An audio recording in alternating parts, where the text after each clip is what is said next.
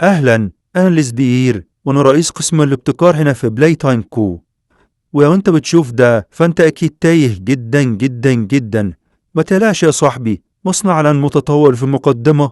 أنت إزاي ما دخلتش ورحت لأحد العلماء وقلت لهم إن أنت تايه؟ هم أكيد هيساعدوك. ها ها ها ها ها ها ها. ماشي ماشي ماشي. ها ها ها ها ها. خلينا نكون صارحين، المكان ده الأكتر أمانا في المصنع كله، وما تفتكرش إن أنت هتقدر إن أنت تهرب، ولو حد شافك تحت هنا هيتم إطلاق النار عليك.